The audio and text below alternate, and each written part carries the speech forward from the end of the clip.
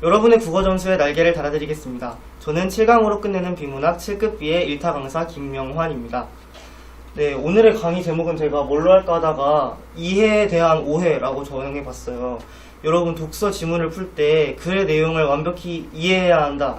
이해가 독서의 기본이다. 이런 말 많이 들어보셨을 것 같은데 글을 이해한다는 게 정확히 무슨 뜻인지 제가 생각하기에 수능 국어에서 독서 내용을 이해한다는 거는 우리가 일상적으로 말하는 이 이해라는 단어랑 같은 뜻인지 오늘 그 내용에 대해서 여러분께 설명을 드리려고 합니다. 일종의 워밍업 같은 강의니까 가볍게 따라와 주셔도 될 것 같고요. 먼저 본론에 앞서서 말씀드리기 전에 일단 이걸 좀 짚고 넘어가면 좋을 것 같아요. 우리가 글을 읽을 때 중심 화제 또는 문제화가 될 수 있는 소재를 어떻게 읽어 내려가면서 찾을 것인가 하는 내용인데요. 이게 많은 분들이 이미 알고 계신 내용일 수도 있어서 그냥 넘어갈까 했는데 그래도 기본적으로 짚고 넘어가는 게 좋을 것 같아서 한번 짧게 짚고 넘어가 보도록 하겠습니다. 글을 읽으면서 어떤 것이 중요한 소재인지 찾는 방법이에요. 먼저 첫 번째로 자주 언급되는 소재는 중요한 소재일 확률이 높습니다. 너무 당연한 얘기죠. 중요하니까 글에 많이 써놨을 거 아니에요. 자주 언급되는 소재는 문제로 출제될 수 있는, 문제화될 수 있는 중요한 소재라는 거 기억하시고요. 두 번째로 따옴표가 쳐져 있으면 중요한 소재일 확률이 높습니다. 우리가 평소에 그냥 글이나 소설을 읽을 때에는 대화나 생각을 인용하기 위해서 따옴표를 많이 쓰지만 비문학, 이런 독서 지문에서는 주로 강조를 하기 위해서 따옴표를 쓴단 말이에요. 한번 예시를 살펴볼까요? 네, 저희 이번 중간고사 시험범위였죠. 수능 특강의 사회 2번 지문인데요. 자, 따옴표를 찾아서 가봅시다. 여기 보시면 낙관적 편견에 따옴표가 쳐져 있고 비개인적 표가 가설이라는 글씨에 따옴표가 쳐져 있어요. 그리고 비개인적 표가 가설은 낙관적 편견의 형성 과정을 커뮤니케이션의 관점에서 설명한다 라고 나와 있는데 이 글 전체가 그 뒷부분부터 쭉 비개인적 표가 가설이 어떤 이론이고 어떤 내용을 담고 있는 것인지를 설명하는 글입니다. 그리고 문제에서도 비개인적 표가 가설에 대해서 네가 명확히 이해했는지를 물어보는 문제를 출제하고 있어요. 이런 식으로 사실상 글 전체를 관통하는 키워드에 따옴표가 쳐져 있었던 셈이죠. 그리고 세 번째로 정의가 제시되어 있는 소재는 또 중요한 소재일 확률이 높은데요. 이 지문을 보시면 낙관적 편견에 따옴표가 쳐져 있는데 그 뒤에 보면 이는 개인이 자신보다 다른 사람에 대한 위험이 더욱 심각하다고 인식하는 경향을 의미한다 라고 낙관적 편견이 무엇인지 의미를 제시하고 있습니다. 이렇게 따옴표가 쳐져 있는데 의미까지 제시되어 있으니까 더더욱 중요한 키워드나 단어일 확률이 더 높은 거죠. 이것도 역시 저희 학교 시험범위였던 수능특강 사회 1번 지문인데요. 여기 맨 밑에 줄을 보시면 이처럼 국가들 사이에 힘이 고르게 분포되어 균형 상태를 이루고 있을 때 국제 정치 체제가 안정적이라고 보는 것이 세력 균형 이론이다 라고 세력 균형 이론의 정의를 내려주고 있어요. 이 지문도 마찬가지로 그 밑에 문단부터 쭉 다 세력 균형 이론이 어떤 이론인지를 설명하는 그런 글로 구성되었던 글이었습니다.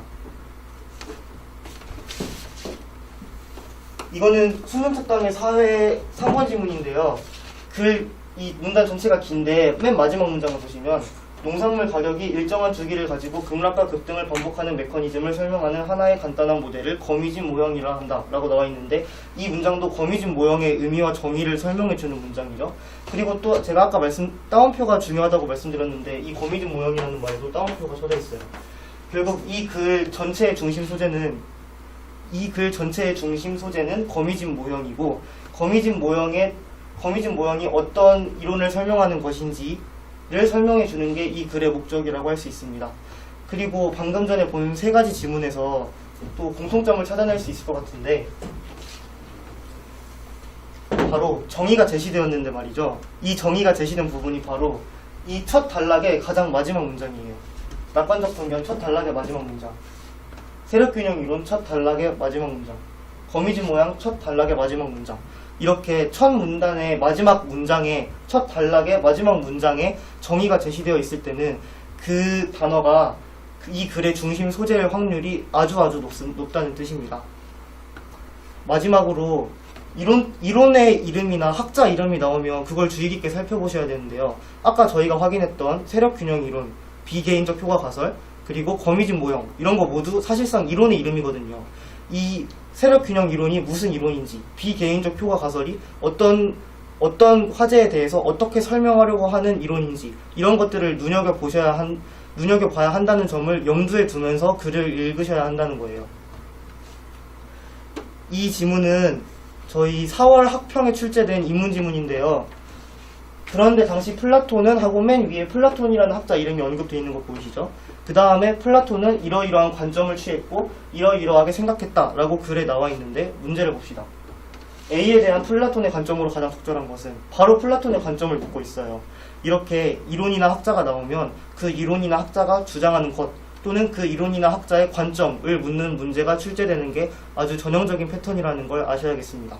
이렇게 방금 말씀드린 4가지 키워드는 꼭 글을 읽으면서 이거 중요할 수 있겠다라고 기억하시고 이 소재에 대한 설명이 나와 있으면 그게 문제가 될 수 있다는 걸 염두에 두시고 글을 읽어가시기 바랍니다. 그럼 이제 본론으로 들어가서 이해에 대한 말씀을 좀 드려볼까 해요. 이해라는 게 우리가 사실 평소에 이해했냐라는 그런 말을 많이 쓰지만 그게 수능 국어에서 요구하는 이해와는 다를 수 있거든요. 그게 정확히 어떻게 다른지는 뒤에서 설명해 드리기로 하고 일단 우선적으로 우리가 평소에 알고 있는 이해의 개념에 입각해서 우리가 글을 읽다가 어려운 문장을 만났을 때 또는 어려운 내용을 만났을 때 어떻게 하면 더 쉽게 글을 이해하고 넘어갈 수 있는지 한번 살펴보겠습니다. 네, 이것도 아까 전에 나왔던 비개인적 효과 가설에 대한 지문인데요. 여기를 보시면 대중매체를 통한 위험 정보는 개인의 위험에 대한 인식에는 별다른 영향을 미치지 못하며 사회적 수준의 위험, 즉 자신을 제외한 다른 사람의 위험에 대한 인식을 높이는 경향이 있다. 대중매체를 통해 제시된 위험에 대한 정보는 대개 추상적이며 개인에게 어떠한 영향을 미치는가에 대한 구체적인 내용을 담고 있지 않는 비개인적 정보이기 때문이다. 이렇게 한 글자 그냥 글씨만 이렇게 쭉 읽다 보면 무슨 말인지 모를 수가 있어요. 이럴 때 능동적으로 배경 지식이라고 하는데 자신이 가지고 있는 배경 지식을 적극적으로 활용하면서 우리 일상에서 볼 수 있는 예시를 떠올리면서 읽으시면 좀 더 쉽게 접근하실 수 있어요.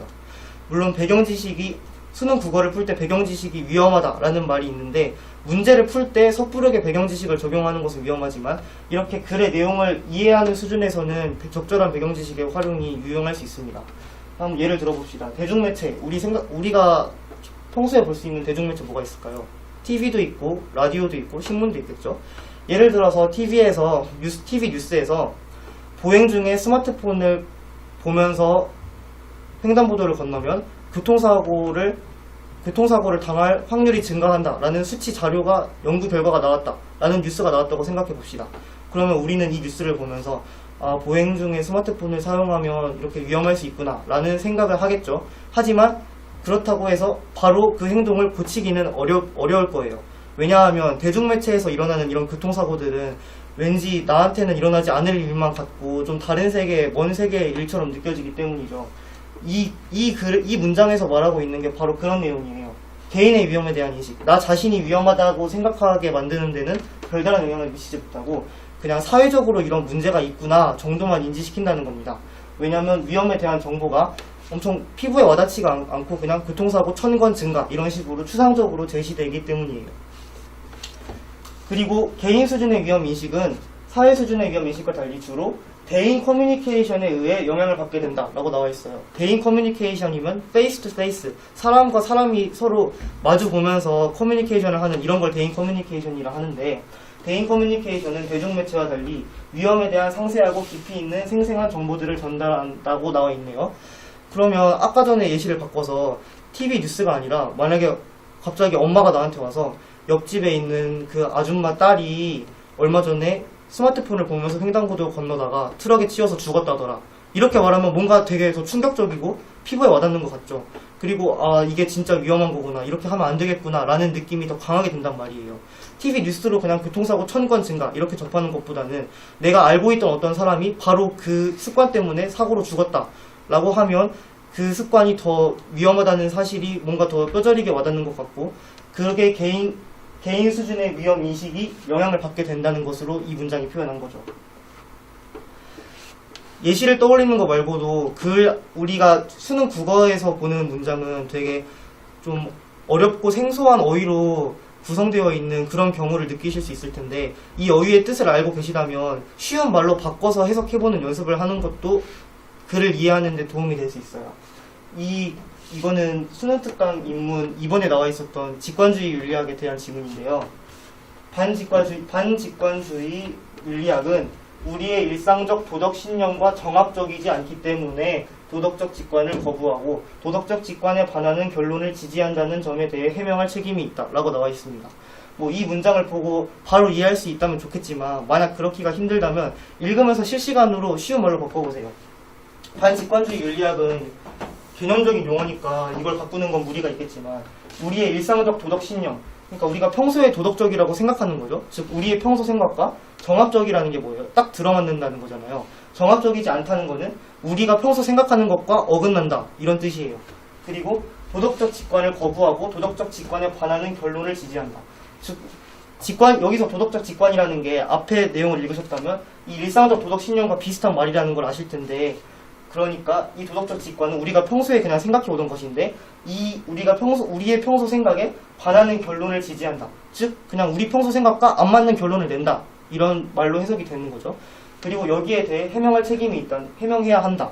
그러니까 반직관주의 윤리학은 우리가 평소 생각한 것과 뭔가 다른 결론을 내니까 우리에게 왜 그런 결론을 냈는지 설명해 줘야 한다라는 의미인 거예요. 이렇게 글에 있는 내용을 있는 그대로 읽으려고만 하지 마시고 자신만의 문장으로 패러프레이징해서 바꿔서 이해하시면 이해하는 데 더 도움이 될 수도 있을 것이라고 믿습니다. 자, 여기까지 했는데 뭔가 좀 여기서 못마땅함을 느끼셨으면 좋겠어요. 그러시면 정말 수업을 능동적으로 잘 듣고 계신 건데, 제가 지금까지 두 가지 방법을 말씀드렸잖아요. 배경 지식을 활용하거나 예시를 떠올려라. 그리고 어렵고 생소한 어휘가 나오면 또는 복잡한 구조의 문장이 나오면 쉬운 말로 단순한 문장으로 바꿔서 생각해라. 이렇게 말씀드렸는데, 이 방법에는 한계가 존재합니다. 만약 우리가 일상적으로 평소에 이렇게 겪었던 일을 예시로 떠올릴 수 없는 엄청 어렵고 복잡한 과학 지문이 나오면 어떡하실 거예요? 그리고 우리가 아예 모르는 말을 이렇게 수두룩해서 이거를 다른 어휘로 바꾸기도 어려운 그런 지문을 만나면 어떡할 거고, 또 이 어려운 문장을 만났을 때마다 하나하나 다 이해하려고 들면 이렇게 오랫동안 시간이 걸릴 텐데, 이렇게 시간이 걸려서 문제를 풀면 다른 문제를 풀 수 있는 시간이 남지가 않겠죠. 그래서 더 궁극적인 것은 이런 방법이 아니고요. 제가 지금까지 말씀드린 것은 부수적인 방법으로 생각해주세요. 글을 읽다가 그냥 실시간으로 그때그때 써먹을 수 있는 그런 방법들이고요. 오늘 제가 이 강의를 준비한 이유는 여러분들이 수능 국어에서 독서 지문이 이해가 안 간다라는 말을 이해를 하기가 되게 어렵다라는 말씀을 되게 자주 하세요. 왜 그렇게 말하는지를 제가 생각해봤는데, 물론 정말 글이 무슨 말인지 하나도 모르겠다라는 경우도 있을 수 있겠지만, 우리가 보통 이해라는 말을 이런 때 쓰거든요. 되게 엄청 어려운 수학 문제를 봤는데 이걸 도저히 못 풀겠어서 친구한테 도와달라고 했더니 딱딱 명쾌하게 공식을 써서 완벽히 이게 왜 이렇게 되는지 알게끔 설명을 해줬어요. 그때 이해됐다 이렇게 말하죠. 그리고 또 교과서를 읽다가 이렇게 어려운 문장을 봤는데 그 문장을 읽고 이게 무슨 뜻이냐라고 말했더니 또 친구가 이런저런 막 얘기들을 같이 해주면서 자기가 알고 있는 배경 지식 같이 써서 설명해주면서 막 명쾌하게 완전히 설명을 해줬어요. 그때 이해 갔어 이렇게 말하잖아요. 그런데 우리가 수능 국어 문제를 풀 때 필요한 이해는 이렇게 이게 무슨 뜻인지 왜 이렇게 되는지 완전히 다 알겠다라는 이해가 아니라 사실적인 이해입니다. 사실적인 이해요. 사실적인 이해가 뭔지 한번 예시를 보면서 같이 볼까요? 자, 제가 지금부터 이거 어떻게 보면 퀴즈 같은 건데 한번 맞춰보세요. 나는 빨간 과일을 먹으면 춤을 춘다. 나는 노란 과일을 먹으면 춤을 추지 않는다. 나는 춤을 춰야 기분이 좋아진다. 나한테 바나나를 주면 기분이 좋아질까? OX 3초 드릴게요. 3, 2, 1 바나나를 줘도 기분이 좋아지지 않습니다. 자, 여러분이 이 문제의 답을 얻기 위해서는 이런 사고 과정을 거쳐야 한다는 거예요. 나한테 기분이 좋아질까? 라고 물어봤는데 내가 기분이 좋아지려면 춤을 춰야 한다 그랬지. 근데 언제 춤을 추는지 봤더니 빨간 과일을 먹을 때 춤을 춘다 했어. 근데 바나나는 노란 과일이잖아. 노란 과일을 먹으면 춤을 추지 않는다 했으니까 먹어도 기분이 좋아지지 않겠구나. 혹은 그 반대로 처음부터 가서 바나나를 주면 어떻게 되는지 봤더니 노란 과일을 먹으면 춤을 추지 않는데, 근데 춤을 춰야 기분이 좋아진대. 그러니까 기분이 좋아지지 않겠구나. 이런 식으로 답을 알아가는 게 제가 말하는 이해의 과정이거든요. 이게 와닿지 않는다면 다른 예시를 더 들어보도록 하겠습니다. 이번에는 좀 더 어려울 수 있으니까 집중해보세요. 형광유기 재료를 사용하면 삼중항 여기자가 빛을 생성하지 않는다. 인광유기 재료를 사용하면 삼중항 여기자가 빛을 생성한다. 삼중항 여기자가 빛을 생성하면 발광 효율이 높아진다. 형광유기 재료는 인광유기 재료에 비해 발광 효율이 높을까 낮을까? 자, 10초 드리겠습니다. 잘 생각해보세요.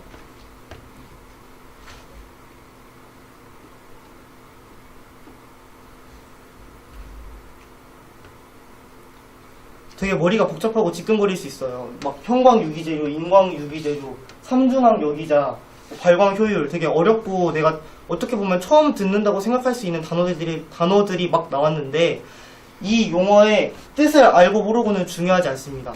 이 용어의 뜻이 이 글에 안 나와 있잖아요. 그럼 이 용어는 뜻을 몰라도 되는 용어구나 라고 생각하시란 말이에요.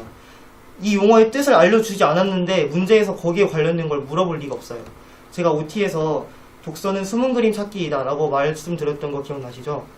글 안에 언급이 안 되어 있는 것은 복잡하게 이게 뭐지? 왜 이렇게 어렵지? 라고 생각하지 말고 그냥 그런 거구나 하고 넘기시란 말이에요. 여기서 중요한 것은 형광유기 재료가 뭐고 삼중항 여기자가 뭐고 이런 게 아니라 이 소재들 간의 관계를 파악하는 게 중요합니다. 이 소재들 간의 의미 관계를요. 자, 그럼 답 찾아볼게요.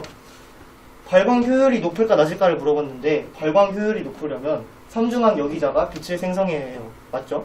그런데 삼중항 여기자가 빛을 생성하는 경우는 인광유기 재료를 사용했을 때죠. 따라서 인광유기 재료를 사용해야 삼중항 여기자가 빛을 생성하니까 발광 효율이 높아지는 거라고요. 그러니까 형광유기 재료와 인광유기 재료 중 발광 효율이 더 높은 것은 형광유기 재료가 아니라 인광유기 재료죠. 아까 전에 문제에 비해서는 상당히 어려웠을 텐데 두 문제 사이에 근본적인 차이가 없다는 걸 아시겠어요? 여기서는 그냥 우리가 평소에 알고 있는 일상적인 단어, 빨간 과일, 노란 과일, 춤을 춘다, 바나나 이런 걸로 문제를 만들었고, 여기서는 우리가 평소에 접해보지 않았던 낯선 용어, 생소한 용어로 문제를 만들었는데 답을 찾아가는 과정은 똑같았단 말이에요. 문제에서 뭘 물어보는지 찾고 이 조건이 성립하려면 이렇게 돼야지, 그리고 이게 성립하려면 이렇게 돼야지 라고 해서 답을 찾아 나갔다는 거죠. 그러니까 글 안에 있는 정보가 우리가 처음 보는 정보라고 하더라도, 그리고 우리가 이 소재에 대해서, 인광유기 재료에 대해서 아는 게 전혀 없다고 하더라도 문제를 푸는 데는 아무 지장이 없다는 얘기입니다. 여러분은 인광유기 재료가 그냥 어떤 특징을 가지고 있는지, 이런 문제에서 물어보는 조건이 성립하려면 어떤 조건이 필요한지 이런 것만 따지시면 된다는 얘기예요. 그러니까 어렵고 낯선 문장이나 내용을 만나더라도 이렇게 해결하시면 됩니다. 첫 번째, 핵심어 위주로 드러난 사실과 관계만 정리한다. 두 번째, 드러난 사실이 너무 복잡하면 어떤 소재에 대한 내용이었는지만 짚고 넘어간다. 자, 이렇게 추상적으로만 써있으면 이해가 안 가실까봐 제가 예시를 준비했는데요. 지문이 제법 깁니다. 일단 심호흡 한번 하세요. 네, 2017년 대수능에 나왔던 인문 기출 지문인데요. 이 지문 전체를 일단 제가 빠르게 한번 읽어보도록 하겠습니다. 논리실증주의자와 포퍼의 구분에 따르면 총각은 총각이다와 같은 동화 반복 문제와 총각은 미혼의 성인 남성인 것처럼 동화 반복 문제로 환원할 수 있는 것은 모두 분석 문제이다. 그런데 후자가 분석 문제인 까닭은 전자로 환원할 수 있기 때문이다. 이러한 환원이 가능한 것은 총각과 미혼의 성인 남성이 동의적 표현이기 때문인데, 그게 왜 동의적 표현인지 물어보면 이 둘을 서로 대체하더라도 명제의 참 또는 거짓이 바뀌지 않기 때문이라고 할 것이다. 하지만 이것만으로는 두 표현의 의미가 같다는 것을 보장하지 못해서 동의적 표현은 언제나 반드시 대체 가능해야 한다는 필연성 개념에 다시 의존하게 된다. 이렇게 되면 동의적 표현이 동화 반복 문제로 환원 가능하게 되는 것이래요. 필연성 개념은 다시 분석 문제 개념에 의존하게 되는 순환에 빠진다. 따라서 화이는 종합 명제와 구분되는 분석 문제가 존재한다는 주장 근거가 없다는 결론을 도달한다. 이 글을 읽고 역시 국어는 어려워. 너무 머리가 나빠서 이해가 안 돼. 너무 어려워. 못하겠어. 포기해야겠어. 이런 생각을 하라고 제가 이걸 보여드린 게 아니란 말이에요. 이게 무슨 말인지 모르겠죠. 저도 이게 무슨 말인지 모릅니다. 하지만 그렇다고 문제를 못 푸는 것은 아니라는 말이죠. 자, 이 글 내용을 완벽하게 이해하려고 애쓰지 마세요. 그냥 중요한 여기서 핵심 단어가 뭐고 그것들 간의 관계가 무엇인지만 정리하면서 따라옵니다. 자, 같이 해봅시다.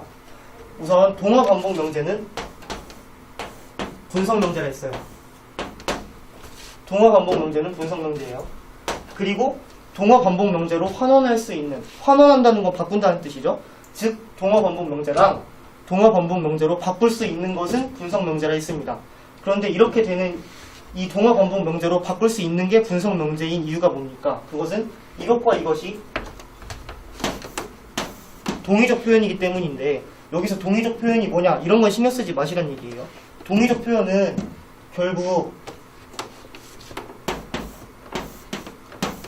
동의적 표현이라고 하려면 필연성 개념에 의존하게 되고, 이 필연성 개념을 말하려면 다시 분석 명제 개념에 의존하게 돼서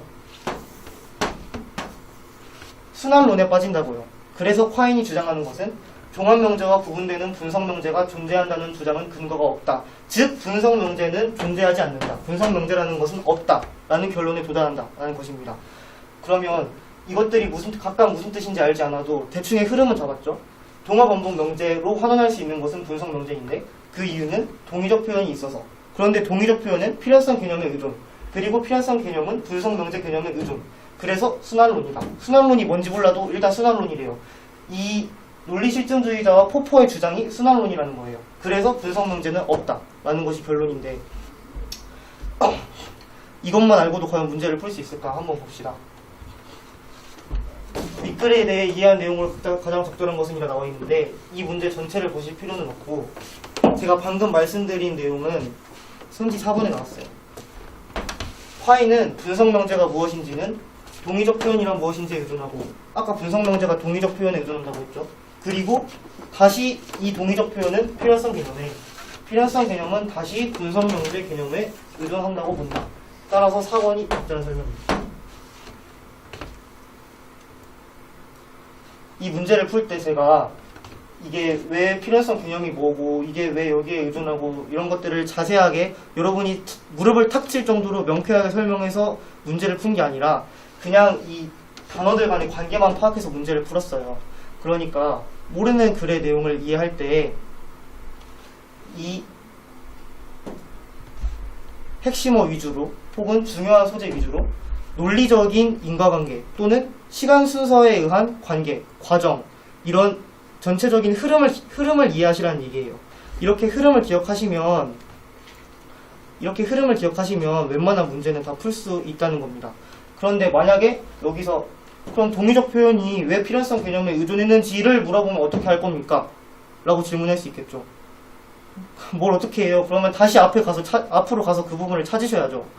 뭐야 그럼 뭐 좋은 게 없잖아 라고 생각하시는 게 아니라, 만약 우리가 이 내용을 그냥 아무 생각 없이 어렵다 어려워 무슨 말인지 모르겠다 라고 생각하면서 읽었으면 이 동의적 표현과 필연성 개념이라는 단어가 어디에 나와 있었는지를 몰라서 처음부터 다시 쭉 읽으면서 찾았어야 할 거라고요. 그런데 우리가 방금 이걸 읽으면서 동의적 표현이 필연성 개념에 의존하고 이게 분석 문제 개념에 의존한다고 라고 이렇게 관계를 체크하면서 읽었어요. 그러면 구체적인 내용을 기억하지 못하더라도 그것에 이 단어에 대한 구체적인 내용을 물어본다면 그 단어가 있었던 곳만 찾아가서 그 부분만 다시 체크하면 된다는 거죠. 이 지문을 한 번에 쭉 읽고 끝까지 완벽하게 다 기억해서 한 번에 문제를 슬슬 풀기를 바라십니까? 절대로 그렇게 할 수가 없어요. 여러분이 천재가 아닌 이상 이걸 한 번에 읽고 전부 다 기억하는 건 불가능하다고요. 그래서 중요한 것은 뭐냐? 여기 있는 내용을 다 이해해야 하고 끝까지 읽은 다음에 어떻게든 다 기억해야지 라고 생각하면서 읽는 게 아니라, 이 부분에 대충 이런 내용이 나왔고 이게 이렇게 흘러가는 이런 흐름을 가지고 있는 내용이었구나 라는 것을 체크한 다음에 문제로 넘어가시란 말이에요. 그러면 여러분이 기억하는 것은 바로 풀 수 있겠지만 기억하지 못하더라도 이 중심 소재 또는 이 관계를 체크했던 그 기억을 가지고 이 내용이 대충 어디쯤에 있었어 라고 생각해서 그 부분을 찾는 시간을 단축할 수 있다는 얘기죠. 헨젤과 그레텔에서 집으로 돌아가려고 이렇게 자갈돌 떨어뜨리는 거 기억나시죠? 그런 거랑 비슷하다고 보시면 됩니다. 여러분이 돌을 흘린 길만 다시 보시면 되는 거예요. 동의적 표현이라는 단어가 등장하는 지문이 이 글 전체에서 여기밖에 없어요. 그러니까 결국 이 단어가 문제에서 나왔을 때도 당황하지 않고 그 단어가 나왔던 곳으로 빠르게 가서 관련 내용만 체크하시면 된다는 거죠. 국어 문제는 이렇게 푸는 겁니다. 여러분, 이 지문 가지고 우리가 구술 면접 보고 소논문 쓰고 보고서 쓰려는 게 아니잖아요. 우리는 이 지문을 읽고 단지 문제를 풀기 위해서 이 지문을 읽는 거예요. 그렇기 때문에 불필요한 것까지 이해하려고 애쓰지 마시고 딱 문제를 풀기 위해서 필요한 정보만 캐치해 가시기 바랍니다. 네, 그럼 이제 우리가 어떻게 어려운 문장이나 내용을 만났을 때 접근해야 하는지를 알았는데, 그리고 독서란 완벽하게 이해하는 것이 아니라 사실적인 것만 이해한다. 사실적인 정보만 이해하고 그 정보들 간의 관계만 파악한다 라는 말씀을 드렸죠. 이 정보들 간의 관계가 글 안에도 문장 안에도 문단 안에 글 안에도 문단 안에도 문장 안에도 다양한 방식으로 흩어져 있을 수 있어요. 이렇게 흩어져 있는 정보를 조합해서 그 관계를 파악하는 것이 독서 지문을 읽을 때 우리가 가져야 할 가장 중요한 자세라고 말씀드리고 싶습니다. 마지막으로 이 예시를 보도록 할게요. 4월 학평에 나왔던 사회지문인데 이 문장을 보여드리려고 그냥 가져왔어요. 한번 읽어봅시다. 예금은 경제주체가 금융기관에 돈을 맡겨놓는 것이므로 이들의 요구가 있으면 현금으로 바뀔 수 있는 유동성이 있어 통화에 포함된다. 제가 이 문장을 왜 보여드리냐는 거냐면, 이게 무슨 뜻이게라고 맞춰보라는 게 아니고 이 문장 안에 얼마나 많은 정보가 숨어 있을까, 한번 문장을 읽고도 그걸 바로 찾아낼 수 있는지 한번 보시라는 거예요. 여기서 알아낼 수 있는 사실이 뭐가 있을까요? 제가 한번 말씀드려볼까요? 우선 첫 번째로, 문장이 좀 기니까 한번 나눠볼게요. 거시므로를 기점으로 나눌 수 있겠죠? 거시므로는 결국 뭐뭐 하는 것이다, 그러므로가 합쳐진 거잖아요. 그러니까, 그리고 이므로라는 것은 인과관계를 나타내니까 여기 앞에 있는 내용이 원인이 돼서 뒤에 있는 내용이 결과가 되는구나 라는 걸 첫 번째로 알 수 있습니다. 그리고 이 슬래시 앞의 내용을 봅시다. 예금은 경제 주체가 금융기관에 돈을 맡겨놓는 것이다. 예금이 무엇인지 예금의 의미가 나와 있어요. 그리고 뒤에 문장을 봅시다. 이들의 요구, 이들은 누구죠? 경제 주체죠. 이들의 요구가 있으면 현금으로 바뀔 수 있는 유동성이 무엇인지가 이렇게 수식어 형태로 나와 있죠. 유동성이란 경제 주체의 요구가 있으면 현금으로 바뀔 수 있는 성질이다. 이런 식으로요. 우리가 보통 정의를 떠올릴 때 무엇은 무엇이다 이런 문장을 생각하지만 이렇게 다른 형태로 숨어 있을 수도 있다고요. 이렇게 정보가 숨겨져 있어도 잘 찾는 것을 훈련하는 것이 우리 앞으로 남은 강의의 목표인 것입니다. 그리고 하나 더 있는데요. 예금은 뭐뭐뭐 해서 통화에 포함된다. 그러니까 결국 예금과 통화 사이에 포함 관계가 있는 거죠. 만약에 문제에서 예금이란 어떠하다 라고 나왔어도 그것을 통화의 성질이랑 연결해서 문제를 풀 수 있어야 한다는 거예요. 이 한 문장 안에 방금 찾은 것처럼 엄청 많은 정보가 숨겨 있어요. 첫 번째, 앞에 문장이 원인이 돼서 뒤에 문장이 일어났다. 두 번째, 예금의 의미. 세 번째, 유동성의 의미. 네 번째, 예금과 통화의 포함 관계. 이 정보를 지금 한꺼번에 바로 찾지 못하셨어도 괜찮습니다. 이렇게 해야 한다는 걸 알고 앞으로 저랑 같이 연습하시고 체화하시면서 성적을 올리는 거예요. 절대 점수가 쉽게 오르진 않겠지만 이걸 알고 공부를 하는 것과 모르는 상태로 공부를 하는 것이 천지 차이라는 걸 꼭 알아주셨으면 좋겠어요. 이 문장을 이렇게 정보 단위로 쪼개는 게 별거 아닐 것처럼 보일 수 있지만 독해의 기본이 되고 때로는 문제풀이에 도움이 되기도 합니다. 보세요. 윗글에서 언급한 내용이 아닌 것은 이라고 나와 있는데 1번에 유동성의 의미가 나와 있죠. 유동성의 의미는 여기에 수식어 형태로 숨어 있다고 말씀드렸어요. 그러니까 유동성의 의미는 언급한 내용이니까 답에서 지워주셔야 되는데 제 친구 중에서 이 유동성의 의미를 언급하지 않았다고 답으로 체크해서 틀린 사람을 봤습니다. 그 친구도 분명히 이 문장을 읽고 넘어갔단 말이에요. 이 문장을 읽고 넘어갔는데 이 내용이 있다는 걸 잡아내지 못한 거죠. 그러니까 같은 문장을 읽더라도 그 문장 안에 얼마나 많은 정보가 숨겨져 있는지 연습해 보시길 바래요. 문제 풀고 나서 이 문장 너무 어려워서 이해가 잘 가지 않았다 싶은 문장이 있으면 방금 제가 한 것처럼 문장 안에 담겨져 있는 정보를 전부 다 찾아보는 연습을 한번 해보세요.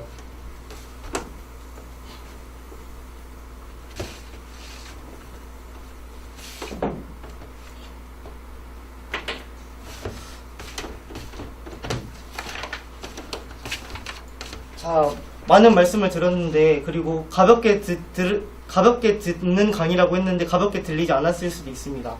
그것은 수능 국어 자체가 쉬운 방법이나 어떤 가벼운 스킬로는 절대 점수를 올릴 수가 없는 영역이어서 그래요.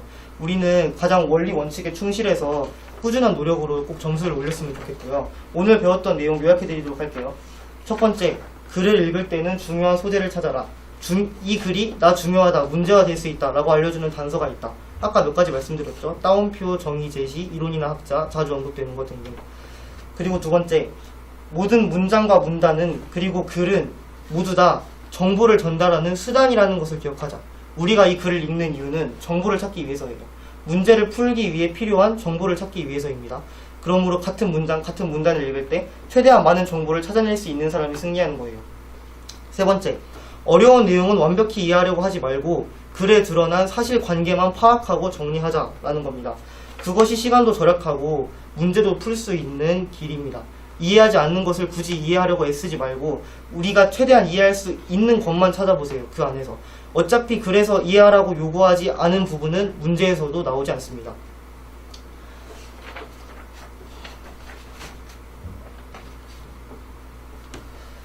네, 이렇게 해서 1강에서 제가 다루고 싶은 부분은 다 끝이 났고요. 이해에 대한 오해 이제부터는 모두 없으셨으면 좋겠습니다.